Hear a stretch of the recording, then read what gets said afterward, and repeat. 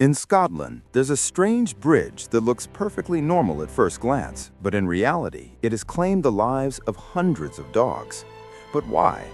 From the tale of an abandoned concrete bridge in the dense forests of Brazil to the islands that vanish in the Gulf of Mexico, today we'll explore some mysterious places that are so unbelievable, it's hard to believe they're real. And that's not all. There's also the Atlantis of Argentina, the ruins of a settlement that now presents a terrifying sight. Now, viewers, you must have seen many old bridges, but in the town of Dumbarton in Scotland, there's a 130-year-old bridge called Overtoun Bridge, and it's filled with mystery. This bridge was specifically built to provide access to a mansion known as Overtoun House. At first glance, it looks like any other ordinary bridge, but there's something that sets it apart. It's known as the Suicide Bridge for dogs. Yes, over the past several decades, hundreds of dogs have leapt from this bridge to their deaths, often without any apparent reason. Some say that occasionally dogs survive the fall, though severely injured, while other reports mention that injured dogs sometimes climb back up and jump again. The number of dogs that have died varies according to different accounts, but what's certain is that only dogs are involved, not other animals. This has led to various theories surrounding Overtoun Bridge. Some, particularly those who believe in Celtic folklore, say the bridge is a place between heaven and earth, while some locals think it's the work of the ghost of a widow known as the White Lady of Overtoun, who lived in the mansion. Another famous theory is that in 1994, a mad father threw his child off the bridge, and the negative energy from that incident compels dogs to jump. Beyond these strange theories, some researchers have offered more plausible explanations. In 2006, animal behavior expert David Sands investigated the bridge and noticed a high number of small animals, especially mink, living in the forest below. He suggested that dogs, with their keen sense of smell, might detect these animals and leap after them. Experts also note that the design and location of the bridge can create an optical illusion, making the dogs think that the ground continues rather than there being a drop. However, this theory has not been definitively proven yet. However, no concrete evidence has been found so far. For many years, the mystery of Overtoun Bridge remains unsolved, and no one knows why only dogs jump from it.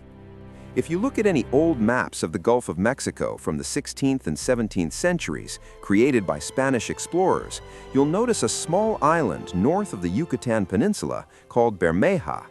Although its exact location might vary slightly on different maps, it was consistently depicted on them. This island was first included in the official list of Gulf of Mexico islands by the Spanish cartographer Alonso de Santa Cruz in 1539. However, in the late 90s, as oil extraction in the Gulf of Mexico increased, both the American and Mexican governments began to define their boundaries to determine which country could explore and extract oil in specific areas. Since Bermeja Island was near the Yucatan Peninsula, if Mexico claimed it, their boundary in the Gulf would extend further. The Mexican government made 3 attempts to locate Bermeja Island, but mysteriously, they found no trace of it. The Mexican Navy even stated that it seemed as if the island never existed at all. This might have been the end of the story, but then an event occurred that made people think differently. A year after the Mexican Navy's failure to locate Bermeja Island, a Mexican senator named José Ángel Celerio, who was one of the biggest proponents of extending Mexico's oil exploration area and supporting the existence of Bermeja, died in a car accident on a Mexican highway. After his death, rumors began to circulate that the American CIA might have deliberately erased the island to reduce Mexico's claims in the Gulf. Later, in 2009, attempts were made again using advanced technology to find the island, but only sand was discovered on the ocean floor. Following these unsuccessful attempts, the president of the Mexican Society of Geography claimed that perhaps Spanish explorers intentionally placed a fake island on maps centuries ago to mislead their rivals. Whether Bermeja Island ever truly existed, whether it was lost to natural forces, or whether it was deliberately obliterated, remains a mystery to this day. In the dense forests of Brazil, there's another enigmatic structure that looks like the remnant of a city. This concrete construction is over 130 feet tall and more than 1,000 feet long, with tunnels, walls, and a vast concrete foundation that the jungle is slowly reclaiming. From a distance, it appears as if someone dropped this structure into the South American forest without any clear purpose. This mysterious construction is actually about 50 years old, and it's located along Brazil's BR-101 highway, a famous and extensive roadway stretching over 3,000 miles, and its construction began in the 1950s. In the 1960s, an important project called the Viaduct Petrobras began along this highway, aiming to connect the cities of Rio de Janeiro and Sao Paulo through the jungle. After 16 years of hard work, the project was nearly complete, but then Brazil faced an economic crisis. The situation became so dire that the government could no longer afford to connect the Viaduct Petrobras. Now it serves as a curious tourist attraction. In the 1920s, about 400 miles from Buenos Aires, Argentina, there was a small resort village called Villa Epiquén, located on the shores of the salt lake Laguna Epiquén. The lake was famous for its healing properties, said to cure various skin and bone ailments, and soon Villa Epiquén became a popular weekend destination for Argentina's wealthy. The village had a railway station and a population of about 1,500 people. At its peak in the 1970s, it could accommodate up to 5,000 visitors. Due to its popularity, a lot of money was invested and many hotels were built for the visitors. However, it seemed that not enough attention was paid to the dam that separated the lake from the village.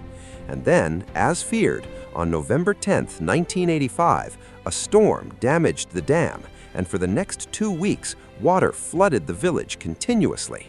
As a result, everyone was forced to leave Villa Epiquén, and soon after, the village's homes were submerged by about 30 feet of water.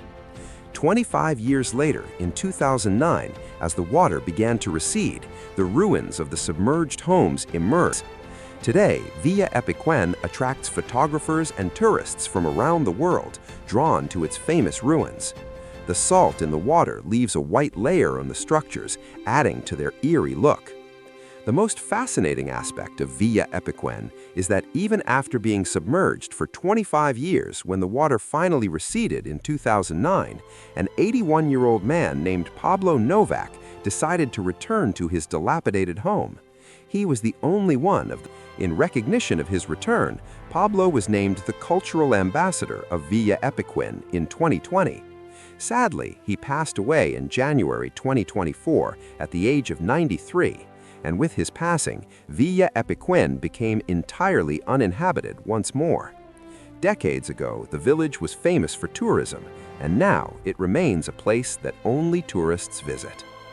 Hopefully, this video from Scope History has given you a glimpse into this fascinating place.